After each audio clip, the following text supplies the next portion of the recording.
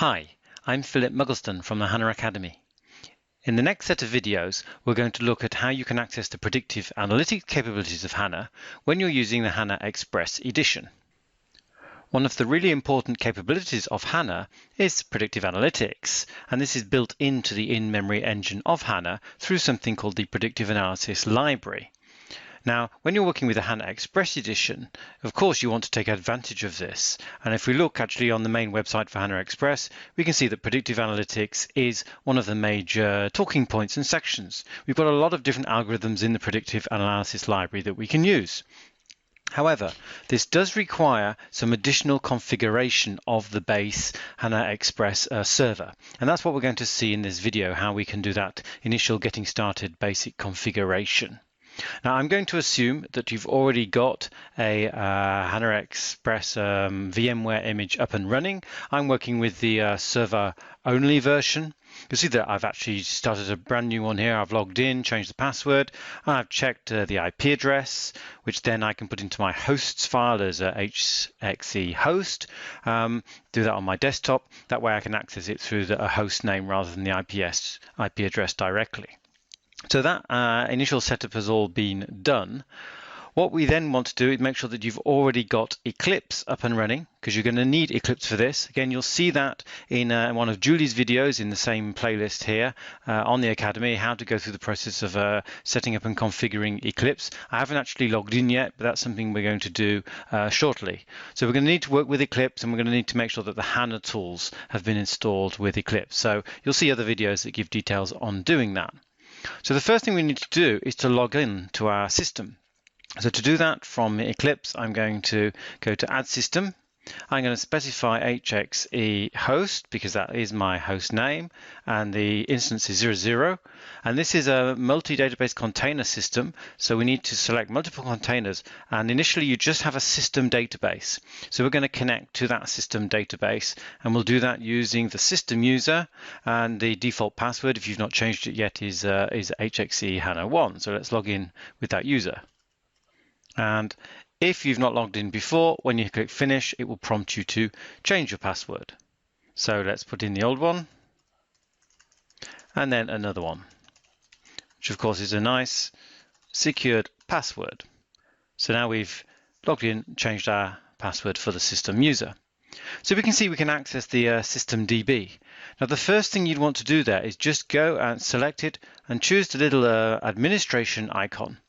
We're going to just check that the application function library, or AFL, which is where the predictive capabilities are stored, has been installed. And you can see, yes, in the installed plugins, it's got AFL. And if you want, you can actually click on there to get much more details about it. If you find that you don't have the AFL installed, it's possible you've downloaded an older version. So go back to the download manager of HANA Express and get an up-to-date version. And then you should find that that AFL is installed for you. So what we need to do now is actually configure that the predictive analysis library is usable. Now the predictive analysis library uses something called the script server. And this is something we're going to need to enable because it's not enabled out of the box. Now, when you're working with the script server, it's only going to work, and the predictive capabilities only work in a proper tenant database. We're currently connected to the system database, which is just for really system administration. So what we're going to need to do is to create a tenant database and then activate the script server within that. So rather than writing all the code from scratch, what you can do is go to the HANA Academy. And you'll find that in our playlist, there will be a link, and that link will take you to a GitHub repository. And in fact, if you want to find it, you can always just go to github.com SAP HANA Academy, look in the list of repositories, and you'll find there's one called HXE for HANA Express Edition. And in there, we've got some code and test data, etc., etc. So what you want to do in this case is open up the Predictive PAL AFM Getting Started. It's a SQL file, and then what you can also do is maybe go into raw option, and that makes it very easy that you can then copy and paste it. So I'm going to just Control All and Control C on my Windows desktop to copy that code. And what I want to do now is to go back to Eclipse, and in Eclipse, as the system user, I'm going to open up a SQL console. And now I'm going to use Control V to paste in that code. Now don't get trigger happy and just go and run this code straight away. There's actually a number of things you have to do that have been condensed into this single script. Now the first thing, that as the system user against our system database, the first thing we're going to do is just do a double check that the predictive analysis libraries are up and running and available.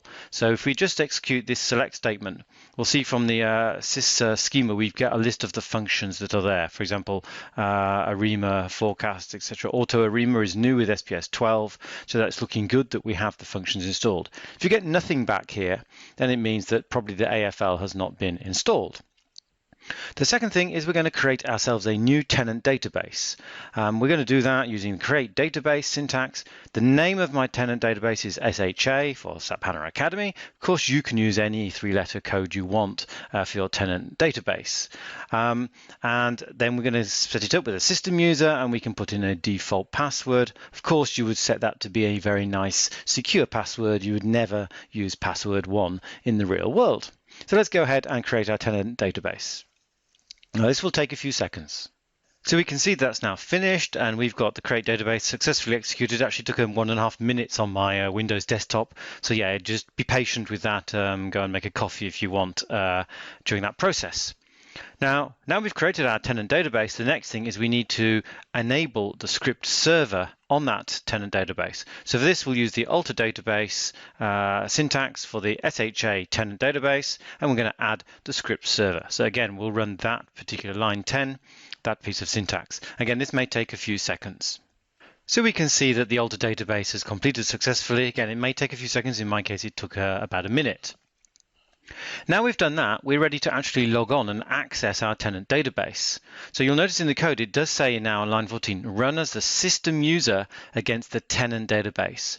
So what we need to do is make a new connection where we're going to connect this time again to the same HXC host and the instance 00, multiple containers, but this time we're going to connect to our tenant database. So put in the 3 characters that you used, in my case SHA, log in with that system user, and it's the password that you specified in the code we just ran. So in my case, it was password 1, and we'll store it, hit finish, and we should now be able to log in as the system user for that tenant database. So we can see we're logged in to the SHA database now as the system user. What we can then do is change our connection in this SQL console so that we're connected not as the system user on systemdb, but with a system user on the SHA, so your tenant database. And now we're ready to run the code that starts around line 14. Here, we're going to actually create a user that we'll use for development with the necessary authorizations to work with the predictive capabilities. Because of course, HANA's locked down out of the box, so you do need to open up the capabilities to work with the predictive libraries. So the first thing, we'll create a user called dev-user. We're then going to authorize the creation and removal of procedures using the predictive analysis library. To that user, we're going to authorize execution of procedures that you've created to the user as well, that you might do to end users at some point. We're going to enable modeling.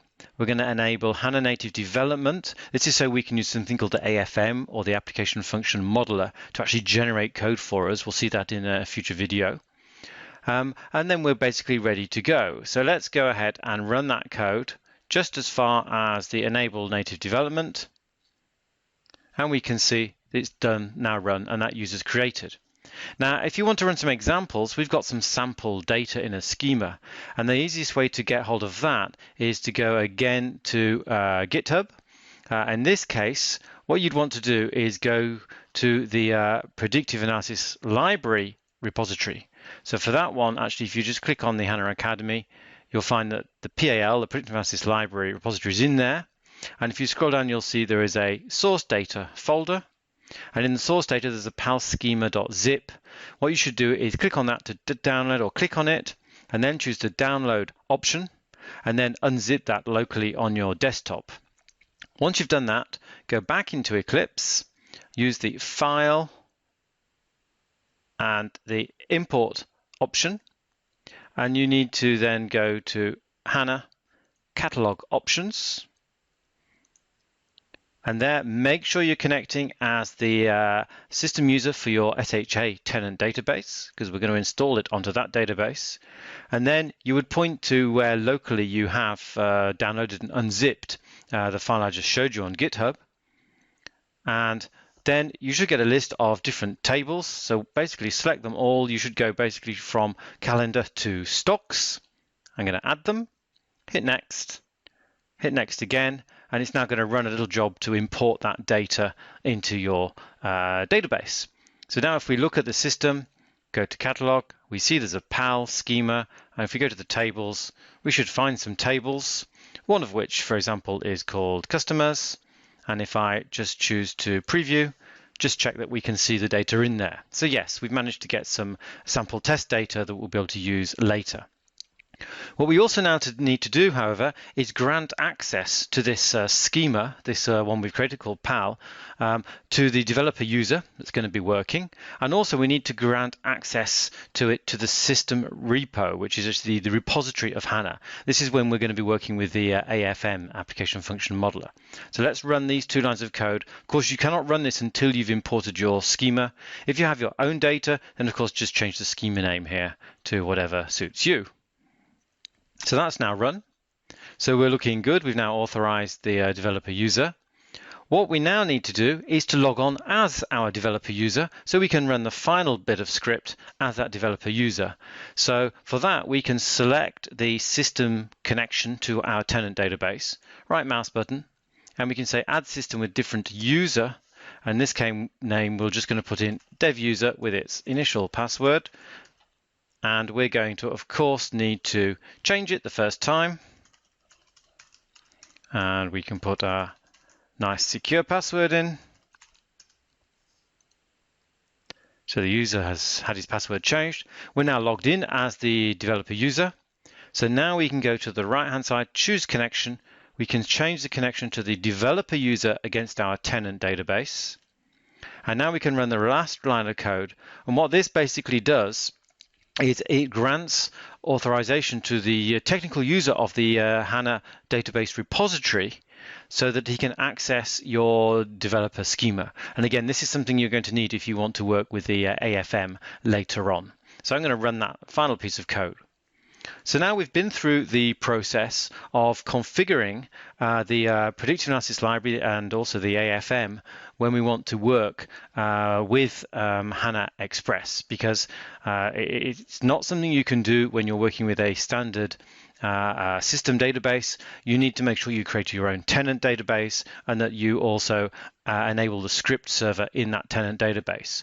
And in fact, we can just verify that if we go to that, for example, as our system administrator user on your tenant database, hit the administration button. The dev user wouldn't have the rights really to do this. So we can see the overview, but if you click the landscape tab, what you will see is that we've got the script server and it's green, it's up and running. So that's something you'll need when you're working with the PAL. So in this video, we've seen how to configure your environment so that you can start working with the predictive analysis library. In the next videos, we're going to see how we can use either SQL script or we can use the AFM, the application function modeler, to actually work with the predictive analysis library.